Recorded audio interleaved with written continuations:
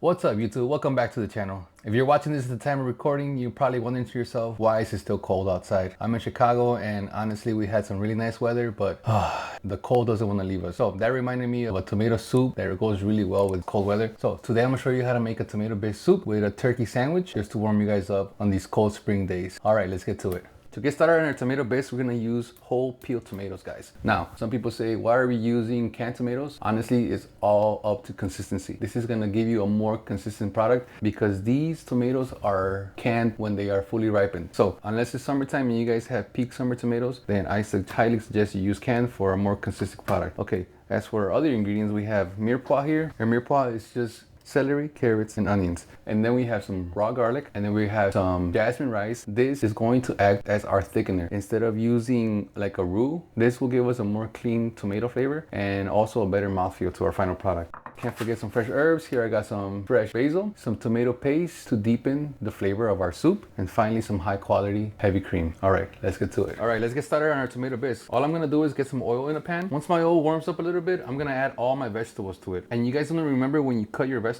you guys cut them all around the same size. That way they all have a chance to cook evenly. And we don't wanna brown the vegetables, okay? We do not wanna brown these. We're just gonna sweat them.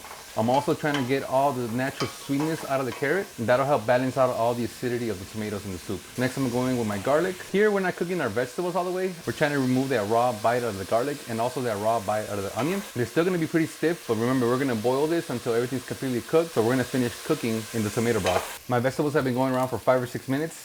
The onions are starting to get translucent. That's when I'm gonna add in my tomato paste. And what this is doing is we're gonna remove all that raw flavor out of the tomato. We're cooking the tomato paste until it gets a little darker.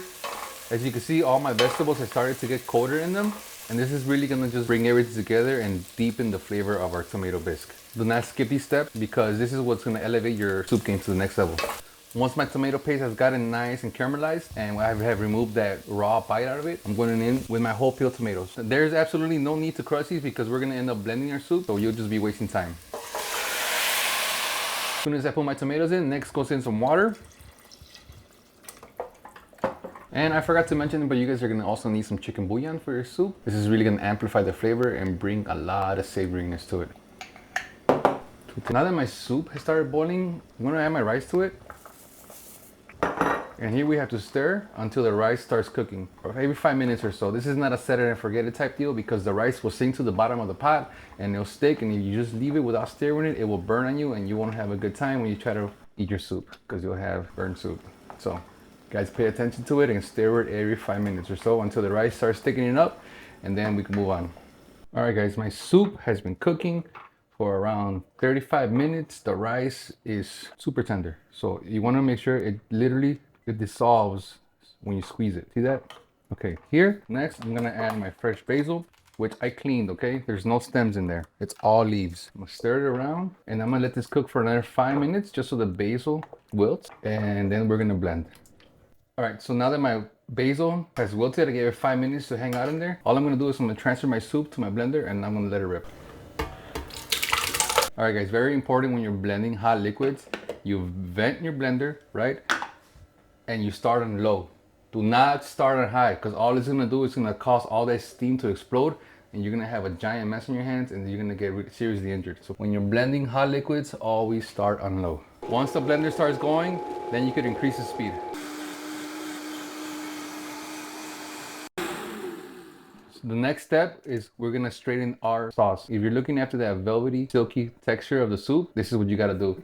And then we push it down with the ladle. And this is steaming hot, so remember guys, be careful when you're working with hot liquids. If you guys notice, I haven't added my heavy cream yet because we're gonna add that at the end. Okay, I have my soup here all straightened out with a chinois, so it's nice and really smooth. I'm gonna put it back into a pot because I'm gonna put it back on the heat. Next, we're gonna go in with our heavy cream. All right, we're gonna stir.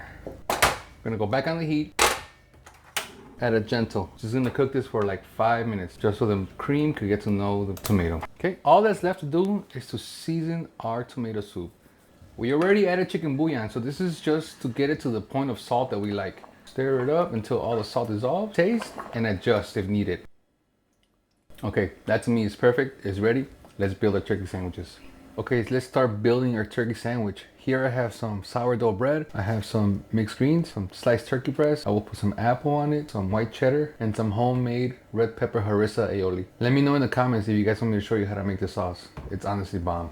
Okay, let's just build. So we're essentially making a panini without the panini press. We're gonna press it on a flat surface. For my apple, all I'm doing is cutting in the middle, cutting again, turning, taking the core out, and then I'm gonna slice on a diagonal so get nice long slices. Okay, here I'm gonna go in with my bread. I'm gonna put my harissa aioli on both sides and the inside, and be generous with the sauce. Okay, I'm gonna go in with turkey, and what I'm using here is just Cajun style turkey. You can use whatever kind of turkey you guys like. You do as much as you like or as little as you like. Your house, your rules. I'm gonna go in with my cheddar cheese. You really want to cover the whole bread, all right? No bald spots. And then we're gonna flip this outside like that. Now we're gonna toast this, and once it's toasted, we're gonna add in our greens and our apple later, because I don't want to get that hot. I want to eat that nice and cold and fresh. Okay guys, I'm gonna get a pan nice and hot, and I'm gonna go in with some ghee. You can use whatever kind of fat you like. I just think ghee really works for this application. I'm gonna spread it around. I'm gonna go in with my bread, spread it around. See that? I'm gonna cover every single inch of this bread. I'm gonna flip it, and I'm gonna do the same thing. Spread it around just to make sure all my bread is nice and covered in ghee. Okay, next step is I'm gonna weigh it down just so that I have very nice surface contact with the pan and I get a wonderful crust on it. And here, my heat is at medium. Do not go higher than medium because you will burn your bread before your cheese gets a chance to melt. Look at that. Beautiful, beautiful color on there. Same thing, guys. Get the weight on. Let it go. Remember, medium heat. If you guys don't have any sort of weight, you can just use a heavy pan, like a cast iron pan. Just be careful because the sourdough does sweat out, and you'll get your bread a little wet if you guys are not careful with how much steam comes out of the bread. All right, I'm happy with that. Let's get to the rest. All right guys, when you open your turkey, be careful because it will get really hot. Here I'm gonna add my apples.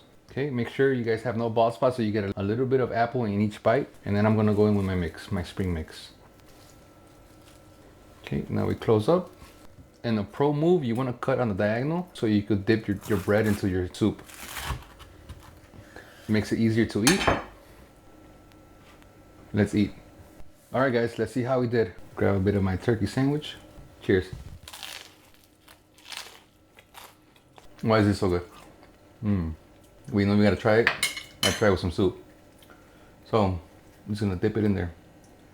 Cheers. All right guys, that is fantastic. My favorite part about this sandwich is how the apple is sweet and crunchy, and it contrasts how creamy and spicy the red pepper harissa aioli is. It's phenomenal. And then you get to do it with this super creamy tomato soup.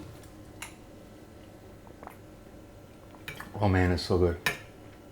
You know, since we straightened out with the chinois, it's super velvety, really silky. You know, the rice really gave it that perfect touch of thickness. Right, we didn't add anything to it. It's just naturally thickened because of the rice. Phenomenal. Going for another bite. All right guys, so that's pretty much all I have for you guys today. I hope you guys really make this one, guys. This tomato soup is really something special. I know I said if you guys wanted the recipe for the red pepper aioli, but after tasting the sandwich, I'm just gonna give it to you guys. I'll probably put it in the short somewhere because this is a must try. It's fantastic. And then you guys see all the contrasting textures, right? So we toasted the bread in ghee, and that gives it a really nice and nutty flavor. And it also gives it a great texture. So you have crunchy bread, you have the sweetness of the apple, you have that creamy cheese and that spicy harissa, and it complements this tomato soup so well. It's such a comforting meal on these cold days that I promise you guys are not gonna regret if you make it. But anyways, that's all I have for you guys today. Let me know what you guys think in the comments. Peace out.